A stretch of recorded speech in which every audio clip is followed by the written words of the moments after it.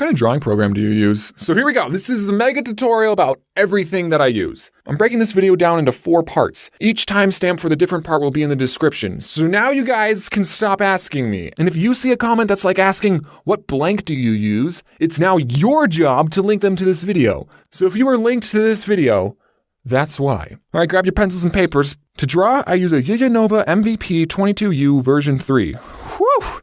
And it's a little pricey, but not nearly as pricey as a Cintiq. I would really recommend it if you prefer drawing monitors over tablets and you want to stay in a budget. Some people complain that the pen uses batteries, and I was a little worried about it too, but it only needs 1 AAA, and the pen itself is already light, and I think the battery gives it a good weight to it. I mean, it is kind of annoying. Sometimes you'll go to draw in the morning, and it's just not working, so then you restart the computer, it's still not working, and you're like, oh, it's the battery. And this thing actually broke when I first moved. And I contacted the people who made it, the Panda City, and they repaired it for free. So A+, thanks guys. One thing I will complain about is that the pressure sensitivity is a little bad. It always thinks you're pressing very lightly with the pen, and to get the thick lines, you need to press really hard. And I personally don't like pressing that hard. So I just had to change some settings inside, and then we were good to go. And also I use a smudge guard glove. I got 2 fingers left-handed, because I'm actually left-handed. If you're drawing on a screen, then it really helps. I cannot draw without that glove. And I don't have a fancy computer. I don't know what brand it is, so hopefully yours is fine. The program I use to draw is called Theodd1sout. It's free, if you know where to look,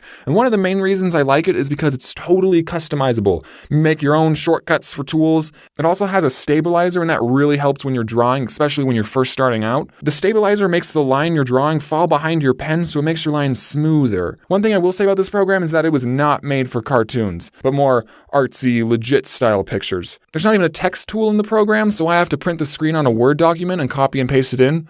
So that's a little unprofessional.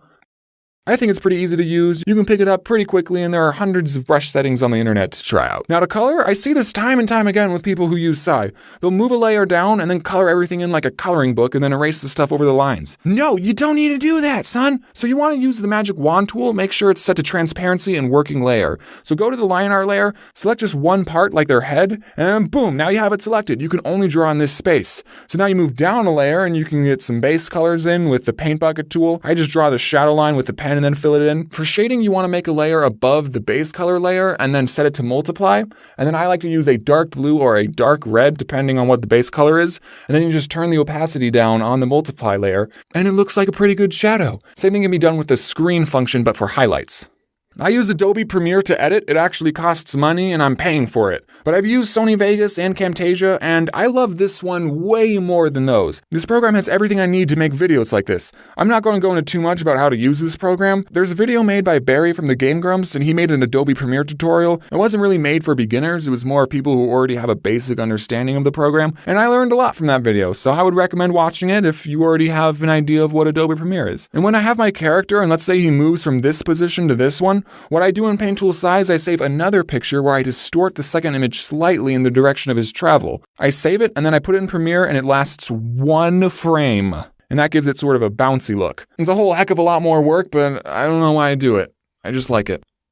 So you probably see a lot of people use this program. It's called Audacity, and I really like it. It's pretty simple and easy to use. There's a lot of tutorials out there. I recorded my college's sound booth, so I have to request times like 2 or 3 days in advance. So I have to make sure my lines are perfect, and if I buff a line, then too bad.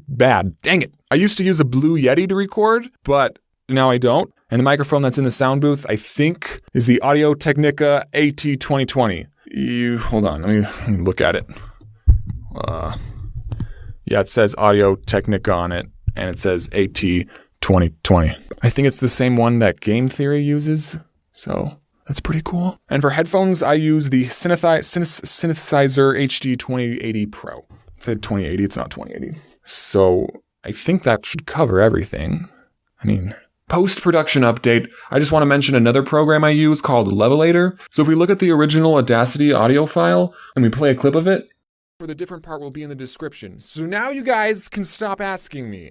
It's actually kind of quiet, but that's okay because that means the screens are at a normal level and we can fix the talking. So what we do is we export this as a WAV file. I'll just call this part 2.